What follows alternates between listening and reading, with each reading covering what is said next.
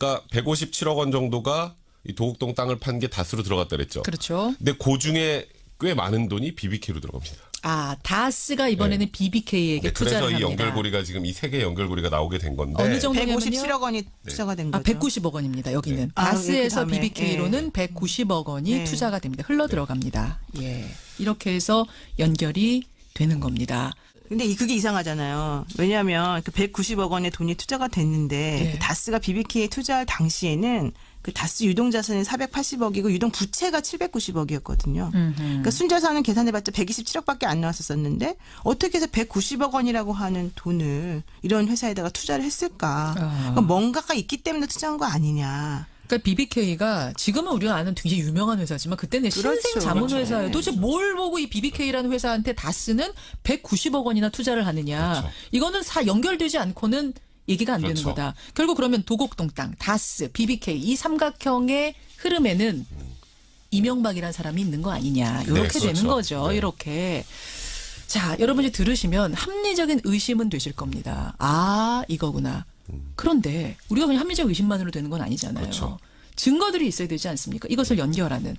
뒷받침하는 증거들 뭐가 있는 거예요? 정황 증거 같은 것들.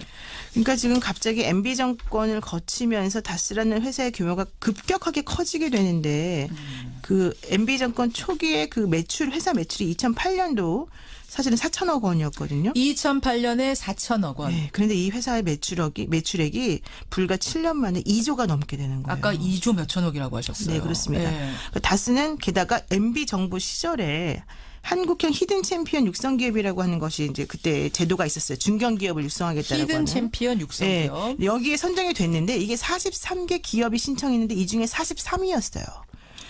꼴등이었어요? 네, 꼴등이었고 예. 당신 60점이 넘어야지 이게 통과가 돼요. 그 3차까지 평가를 하려면. 예, 예. 근데 이분이 60.7점을 받은 거예요, 이 회사가. 근데 예. 60.7점 받게 된 계기가 그 수상 실적이 5개가 넘으면 2점을 더 추가로 주게 돼 있는데 예. 이 회사는 수상 실적 2개를 내서 2점을 받은 거예요. 그러니까 원래는 2점을 받을 수가 없는 구조 아니겠습니까? 그러네요. 게다가 그 수상 실적도 원래는 인정할 수 없는 이상한 단체에서 준 수상 실적이었어요.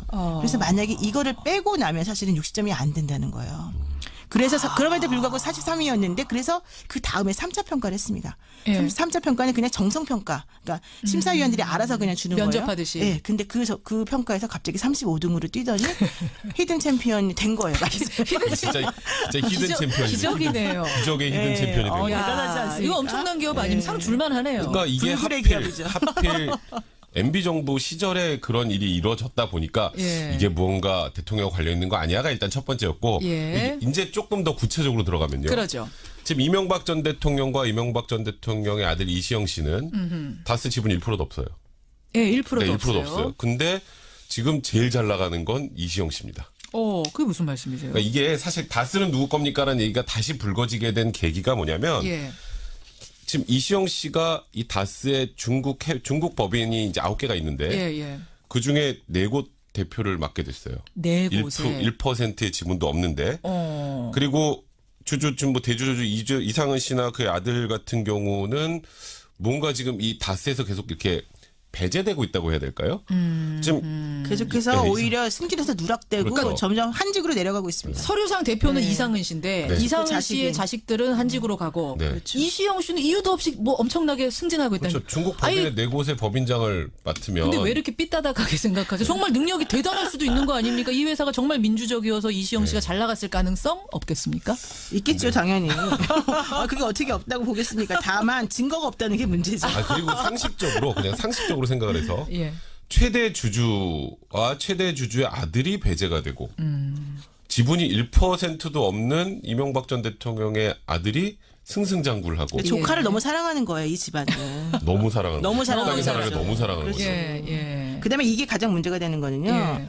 그 아까 잠깐 말했는데 주가 조작 사건이 있었잖아요. 그렇죠. 사실 그게 가장 문제인 거예요. 도덕적으로. 이 회사가 이런 식으로 운영이 되거나 말거나 간에 도덕적으로 문제가 없고 법을 잘 지켰으면 조카 사랑에 넘치거나 말거나 우리가 왜 얘기를 합니까? 아까 말한 대로 이 회사가 결론적으로 주가 조작 사건에 관여가 되고 그렇게 해서 벌어들인 돈을 전부 다 스위스 은행에다 넣어버리면서 자기네끼리 착복했다라는 의심이 들고 있는 상황에서 그렇죠. 5천 명이 넘는 민간인들이 분들이 예, 사실은 이 이명박 대통령이 여기 관여됐다라고 하는 소문을 듣고 예. 여기에 투자를 했고 이 외형을 보고 투자했다가 완전히 망했다는 겁니다. 그 동영상 주어 없는 그 동영상 보고 그러니까. 믿었던 거 아니에요?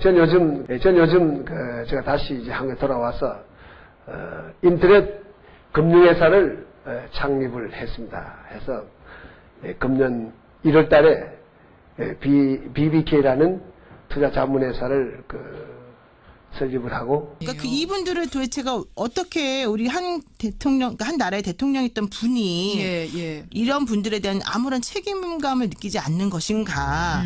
그 주어 없다는 그 동영상 그렇죠. 만들어서 사람들에게 보여줬던 그 상황에서 그게 바로 이제 문제였다는 거죠. 참 지금 이게 정리를 잘 해주셨어요. 그러니까 도곡동 땅에서 다스로 돈이 가고 다스에서 BBK로 돈이 흘러갔다. 근데 뭐 조카를 사랑하든 말든 이게 네. 누구 거든 그렇죠. 무슨 상관이냐마는 상관이에요. BBK란 회사, 그 마지막 흘러간 그 BBK란 회사에서 주가 조작을 해서 엄청난 피해자, 네. 서민들의 피눈물을 짜냈다면 자살한 사람들 많아요. 많아요. 그러면 결국은 이 돈의 흐름, 실소유주가 누군지를 그래서 밝혀내야 그리고 되죠. 더 황당한 거 하나. 지금 BBK 주가 조작 사건을 통해서 다스도 어쨌건 그 형식상 피해자였어요. 원래는. 네, 원래는. 예. 근데 다스만 피해를 본 게 아니라 엄청나게 많은 사람들이 피해를 봤는데 예. 참 희한하게도 BBK에서 손해를 본 사람 중에 손해를 회복한 데는 다스밖에 없습니다. 그렇죠. 그것도 기막힌 네, 노릇입니다. 그렇죠. 그것도 딱 투자만큼.